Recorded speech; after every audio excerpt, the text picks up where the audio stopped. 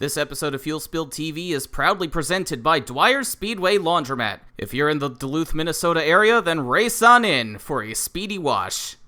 Hello everyone, I'm Charlie the Intern, and welcome to the new FuelSpillTV studio, where we will bring you the action from all of your favorite racing series, at least the series that would give us media access.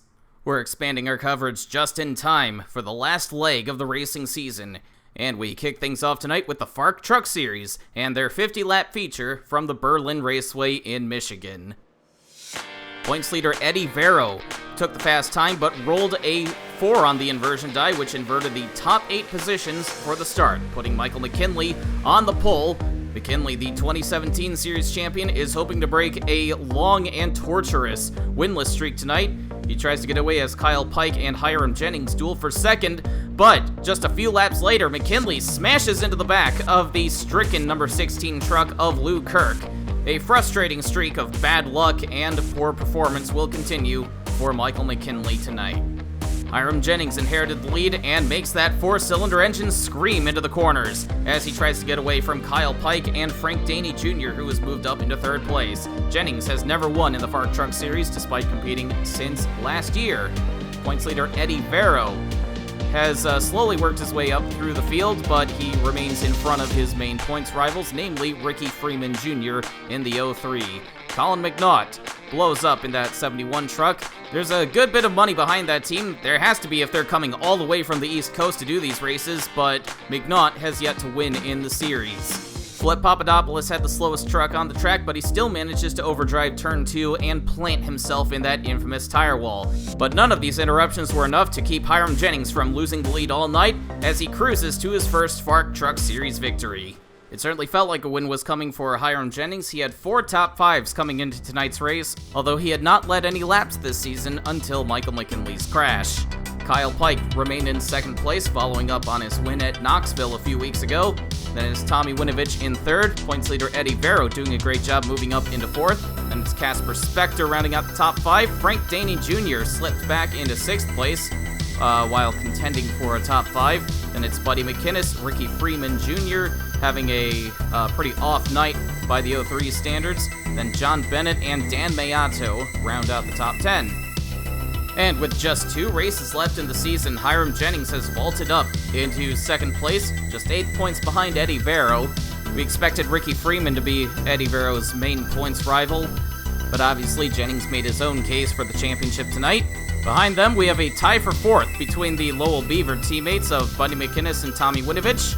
Michael McKinley just can't snap out of that bad luck streak. He's all the way down in 6th, followed by Colin McNaught, who is struggling in the luck department himself. Then Alex Phillips, John Bennett, and Art Gordon round out the top 10.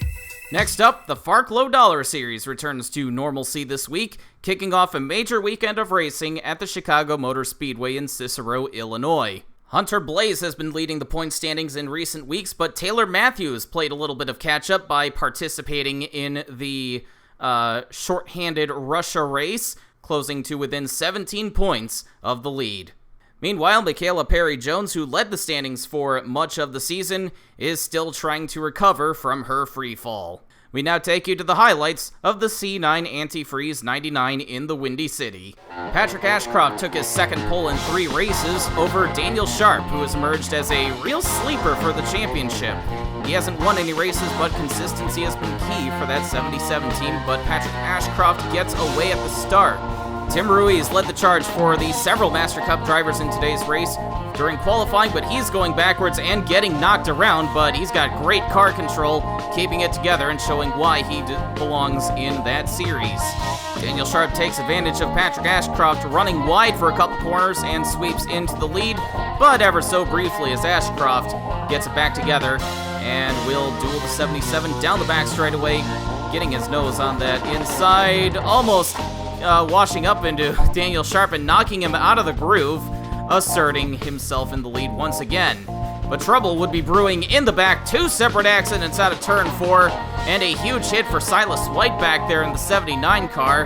Meanwhile, Grant Carson's got up into Tim Ruiz, who was continuing to free fall through the field, and took them both into the wall. White and Todd Stater would go out of the race. Meanwhile, Taylor Matthews pits, coming to the restart. She'll lose a couple of laps, but we got another quick caution as Tyler Thaber got into Harry Essenola. Hunter Blaze almost got involved in a big way, and Tyler Thaber goes upside down. Driving the M&J car in that team's home race. Grant Carson's would also be finished off in that wreck. Tim Burkhalter and the other M&J car would blow up under that caution, making it an embarrassing early exit for M&J in front of their home crowd. Patrick Ashcroft would continue to lead on that restart, but Rip Tyler and Billy Ray Smith-Thompson take him 3 wide as Taylor Matthews jumps out in front of them, trying to get one of her laps back. Billy Ray on the inside of Rip Tyler, washing up almost into the 16. He is having a little trouble in that corner earlier, but they avoid yet another wreck, and Rip Tyler will settle into the lead. The 2-time champion feeling rejuvenated after his win a few weeks ago at the Cottenham Farms. But now Kelly Splicing gets sent around as Daniel Sharp and Alex Phillips, making his debut for Team Thunder, gang up on her, and that sets off a small pile-up on the backstretch. Brandon Crasta got a huge piece of that. He'll be out of the race. Michaela Perry-Jones was also involved, and there was a stack up behind her as she tried to drive away. That's terminal damage for Nicholas Radcliffe in the 2. Hunter Blaze almost got taken out of the race, but he'll keep going with minimal damage. Meanwhile, Taylor Matthews coming to a stop on track. She would lose one more lap as she gets a push from the tow truck. Most of the field pitted under that caution, but Deraine Ridman and Daniel Leckleiter, another one of the Cup drivers in this race, would stay out and assume the lead, but Billy Ray quickly jumps past the 10 car. Ridman trying to stay up front, but he would soon be passed by Billy Ray. Here comes Rip Tyler to take the lead once again, and that's Danica Hollifield in the 25 car. No, she is not a lap down. She's going for second place. That's the most speed we've seen out of that 25 car all season, and she's making the most of it. Hollifield gets by Billy Ray coming through turn 3. Tyler washes up, gives her an opening out of 4, but that's Anthony Griffith going into the wall and upside down after contact with the lapped car of Taylor Matthews. Alex Phillips in the 70 was making his way back to the front, and he gets caught up as well. He'll be done in his debut. Anthony Griffith drives away after that violent wreck, but he'll be out too. Hollifield had a run on Rip Tyler coming to the caution. She wasn't able to get him then, but she gets an opportunity on the restart. Hollifield has not had a single top 10 finish since 2017. She's going to try to change that today as we're a third of the way through this race already. But here comes Yevgeny Kuznetsov in the 82 car to spoil the party, going 3 wide with the lapped car of Lucas Fabian. Kuznetsov on hand for today's race as well as his Master Cup duties. He was in the Russia race last week where he spun his boss out, but he was apparently forgiven as he is still scheduled in this 82 car, but he runs wide. Danica Hollifield chases him up the hill. That almost ended in disaster. Hollifield getting a little ambitious and trying to get Kuznetsov back, but she may have to wait for a little longer. Meanwhile, Harry Essenola getting involved in his 3rd accident of the day. That's gonna finish off Michaela Perry-Jones. Terrible luck for her lately, and Lucas Fabian almost gets upside down at the hands of Deraine Ridman. Tough luck for Ridman too, who was leading laps earlier. Kuznetsov very slow out of turn 4, coming back to the caution, and Hollifield lunges past him to take the lead back. Kuznetsov was slowing down for the wreck, but we do race back to the caution in this series, and Hollifield took full advantage of that. She would remain in the lead even after another round of stops, but she turns Daniel Sharp around right in front of the field. Kuzi gets squeezed into the wall. Emmett Newton and Daniel Leckleiter get through, and Hollifield now has a lot of damage on the left side. May have screwed herself out of a chance to win this race, but that was some excellent avoidance by everyone else to stop this from becoming much bigger. Emmett Newton would find himself in the lead on that restart, but not for long. He gets boxed in behind the 61 of Taylor Matthews, who is 6 laps down at this point. Daniel Leckleiter moves into the lead, but that's Hunter Blaze running in 3rd place. He's had a couple of really close calls today. And if you'll look behind them, you'll see Chuck Johnson, another one of the Cup invaders, with a lot of damage on that 46 car, but he's gotten that car to the front. Blaze absolutely sends it into turn 1 under Newton for 2nd. Leckleiter checks up a little. Blaze to the lead. That was a daring move by Blaze, but hey, escaping from a couple of wrecks is going to give you a huge ego boost. Daniel Leckliter starting to slip back. He gets tagged by the 77 of Daniel Sharp, goes up into the wall out of turn 2. And there's Tim Ruiz smashing into the back of that 10 car. Leckliter has not had much luck in the few FARC races he's entered, and today's not going to end up much better for him while Tim Ruiz goes out of the race. Yevgeny Kuznetsov emerges after the restart. He went all the way back to 12th, making repairs after his earlier wreck, but now he's driven back to the front and making himself known as the best car that's remaining. And a clean final stint will allow Yevgeny Kuznetsov to drive away from the field. He gets held up by the 69 a little, but that doesn't matter as Yevgeny Kuznetsov takes the win, his second of the season, by 4.5 seconds over Rip Tyler. Kuzi has certainly gotten good at these companion races. You'll remember he won the season opener at San Antonio. Rip Tyler could finally be turning his season around with that runner-up finish. Hunter Blaze, not quite where he wanted to finish considering how fast his car was and what big moves he was making, but he'll be very happy with that considering he finished well ahead of his main championship rivals. Chuck Johnson in the 46 this week in place of Mike Malone got knocked around in the opening stages but drove all the way back up into 4th, joining his fellow Master Cup competitor Kuznetsov up in the top 5. Emmett Newton in the Quinnipiac car did a great job staying out of trouble. He got himself into the lead about halfway through the race, couldn't quite maintain it, but still comes away with a 5th place finish to be proud of.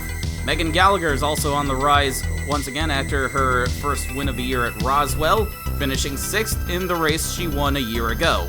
Billy Ray Smith-Thompson ended up 7th. Danica Hollifield, after her wreck, drove back up to finish in 8th. Harry Asinola got himself into a bit of trouble throughout the day, but still ended up 9th, and Mike Malone in the 2nd Cat Motorsports car rounded out the top 10. With his 3rd place finish, Hunter Blaze now extends his lead to 41 points over Taylor Matthews. Under the best of 8 rule, none of his championship rivals gained any points on him thanks to their dismal finishes. Billy Ray Smith-Thompson made some significant gains and jumps up into 5th. Patrick Ashcroft gained a net total of 10 points this weekend thanks to his pole position, but that didn't really move him up the standings. And Todd Stater rounds out the top 10. Points for those who have been consistently fast and run all of the races are going to get harder and harder to come by as the season draws to a close, but the finale at Bent Twig is double points. And finally, we head over to the Kansas Speedway, where the ASCC All-American Racing Series, presented by Kenslow, kicks off their 15-man playoffs. Well, technically, some complications have made it a 16-man playoff, as Jason Richardson, driver of the number 2 SAR Division entry for Team SAR USA, was ousted from his ride right after the regular season finale at Las Vegas, upon allegations that he had falsified many of the accomplishments that he had claimed from his time in the U.S. Navy. This came as a huge shock to his team, his fellow competitors, and his fans, and despite qualifying for the playoffs, Team SAR USA was very quick to wash their hands of Richardson, kicking him out of the number 2 car and very quickly replacing him with one of their development drivers, Donnie King Jr., who drove a 4th car for the team in the Texas 500 and finished in 3rd. Donnie King drives full-time in the ASCC East Series, and not only is he going for the championship in that series, he will also be placed into the playoffs in the All-American Series. This is obviously a very controversial decision to allow a driver that only made 1 start into the championship, but series officials felt that this was the best decision to make for the sake of Team SAR USA and their sponsors to help ease the shock of this event. Jason Richardson no longer has a ride in the series, but he is still listed as a playoff driver, so Donnie King Jr. is now the 16th man in the playoffs, and he will now have a lot of pressure on him as he is suddenly thrust into a second championship battle. But it will be interesting to see how he does, considering how fast he was at the Texas 500. In other news, Expansion Motorsports continued their shopping spree after the regular season finale by purchasing the charter held by the Brotherhood of American Racers, which has now folded. Apparently, just like the Microtransaction Motorsports team just a few weeks ago, the Brotherhood of American Racers was experiencing financial difficulties as one of their investors had apparently not been paying what was promised to the team, and they were counting on making the playoffs and the prize money that came with it to recoup their costs. But unfortunately, that did not materialize, but Expansion Motorsports came to their rescue by purchasing their charter and bringing on their driver Paul Sherman. So Expansion Motorsports now has 4 cars in the series, certainly living up to their name. We will now take you to the Kansas Speedway for the playoff opener. Aaron Law, the Texas 500 winner, took his second pole of the season. His last pole was at the season opener in Rockingham. 7 of the first 8 starting spots were occupied by playoff cars, identified by the, let's say, unique trim on all 15 of those cars. But Stefan Włodarczyk, winner of the regular season finale, and several other races this year, would take the lead coming to lap 2. Pacer ducks back in behind the 37 as Aaron Law gets stuck on the outside. On lap 11, we had our first caution as Bill Calhoun blows his engine and gets Ryan Long and Tim Woodard caught up. That's the 30 of Richie Pinto, who qualified for the playoffs for Expansion Motorsports. Paul Sherman, in his new ride with Expansion, narrowly avoided this wreck. After the restart, Lennard regular season champion Alex Carson gets into trouble, turning the 78 of Greg Gray into the 97 of Lance Stone. There's Paul Sherman getting caught up in a wreck after avoiding the last one. Jim Hayes comes flying back up into traffic, collecting Aaron Law, 2 of the SAR playoff drivers involved in this wreck. And there's Lance Stone flying in to finish himself off. Good job. But the wrecking wasn't done yet, as we had this bizarre pile-up under caution. Oh, Jeff Little and Aaron Singer, 2 more of our playoff drivers, get caught up in a wreck that really shouldn't have happened, involving Bobby Miller III. And then under the caution, Inglesby regular season champion Palmer Styles has trouble in the pit lane and would go a lap down. Early race troubles for a lot of our playoff drivers, but the regular season champions do get a mulligan, a free pass into the second round. So whatever happens in this round does not matter too much to them, as Joshua Pacer takes the lead from Carl Hampton after the restart. Donnie King Jr. into the back of Jeff Little, who has very minor contact with the wall. Jeff Little was overjoyed to get his small family team into the playoffs, but he's having early trouble, as does Richie Pinto, who finally blows up in the 30. After being involved in the first wreck of the day, Joshua Pacer continues to, well, set the pace as Angus Black vaulted all the way up to second, taking 2 tires under that last pit stop. But a hard wreck into the wall for Colton Spencer would put an end to that run. Carl Hampton smashed right into the back of Cam Barnes, and Elmer Farley, the Vietnam veteran, caught up in this as well. More trouble for Alex Carson after the restart as he gets turned around by Austin Sanders, still getting used to his new ride, and Carson is probably thankful that he gets a free pass into round 2. Donnie King Jr. was having a great start in his new ride, despite that dust-up with Jeff Little, but a cut tire will bring him into the pits from 4th. But the caution would come out due to concerns over debris, and he would lose only 1 lap in the process. Joshua Pacer would continue to lead the way, but the battle for second is between Stefan Włodarczyk and SAR regular season champion Dan Richards.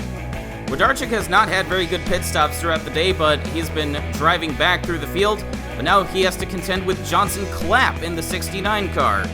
But a timely caution will give the field another chance to come in and make adjustments. Włodarczyk is able to capitalize and close in on Joshua Pacer, but he blows up out of turn 2. Włodarczyk's won 4 races up to this point, including the regular season finale, but he starts the playoffs in a very big hole. Johnson Clapp would also go up in smoke for the J.D. McDermott team. They've been the second best Inglesby in the series, but they've been plagued with mechanical failures and other problems. Now the lapped cars of Donnie King and Palmer Styles are going to take Joshua Pacer 3 wide, opening up the door for Dan Richards to take the lead. Palmer Styles has one of the fastest cars on track, even though the problems he's had has put him 3 laps back, although now he's 2 laps down after passing the 9. Donnie King trying to get back onto the lead lap. Calvin Hobbs gets into the back of him after Joshua Pacer gets back by the 2. Hobbs has made his way up to second, which is where he finished in the regular season finale, and he certainly wants King out of the way. Here comes Dan Richards to challenge him for that spot, though, as Angus Black now has a problem. He didn't have the speed to keep up with the leaders after his 2-tire call, but he'd been hanging around in the top 10 all day, and the attrition has gotten him up into the top 5. Angus Black had made some contact with Tim Woodard, who either isn't paying attention to his spotter or his spotter isn't paying attention as he causes a wreck involving Daniel Voiles and Seth Anderson. Now this is Tim Woodard's 14th DNF in the first 17 races. It's a miracle that the Barry Spangler team is still able to build him cars. 30 laps to go now. The battle for the lead heats up as Joshua Pacer is forced out of the line by the 2 of Donnie King. Now here comes Calvin Hobbs to get by the 7 of Dan Richards. Pacer would get back by, but now be challenged by Palmer Styles. Still one of the fastest cars on the track, even though he is not on the lead lap. He's been real fun to watch to see just how far he goes in his march back through the field. Hobbs and Richards side by side for second, but the engine lets go on Calvin Hobbs. It's been a couple of years since Calvin Hobbs has been to victory lane in the ASCC. He came close, nose to tail with Stefan Wlodarczyk last week, and he's going to have to wait just a little bit longer as the caution comes out with less than 20 laps to go. Coming down to the end of this race, we have some unusual names who have gotten themselves up to the front just by staying out of trouble. Austin Sanders in the 07 is now in 3rd place with Ryan Long in the 5, right behind him in the George Stallman car. Sanders has been with Expansion Motorsports for just a couple of weeks, but he's on the verge of getting them their best finish ever. Further back in the field, Donnie Olson gets into the back of Daniel Voiles, taking Porter House into the wall. Alex Carson gets involved in another wreck, and there's Palmer Styles getting caught up. That puts an end to his quest to get back onto the lead lap. But Styles will get it back together to finish this race. Even though he couldn't make it back onto the lead lap, he's already been helped by so many cars in front of him falling out. Meanwhile, Joshua Pacer has completely dominated this race. The rookie has made a lot of big statements so far this season, and he's about to make another one, capturing the opening round and the 5th win of his very short career. Dan Richards starts his playoffs with the same consistency that got him the SAR regular season championship.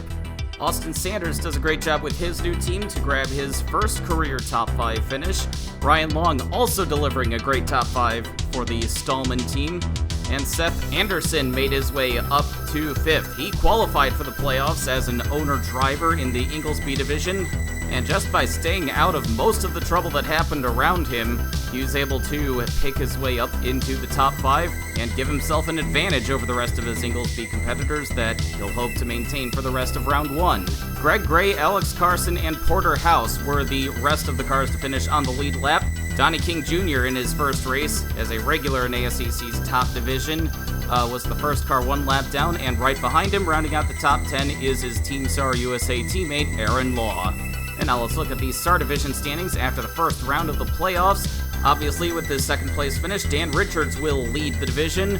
He's done a great job for Team Thunder in their first year of ASCC competition, but he's followed by Donnie King Jr. and Aaron Law for Team SAR USA. 3rd place will be the cut line for the first round, so Carl Hampton and Jim Hayes have a lot of work to do after they were eliminated early in the race. And the big elephant in the top 10 is the now disgraced and rideless Jason Richardson, who is still listed as a playoff driver, but he is stuck in limbo.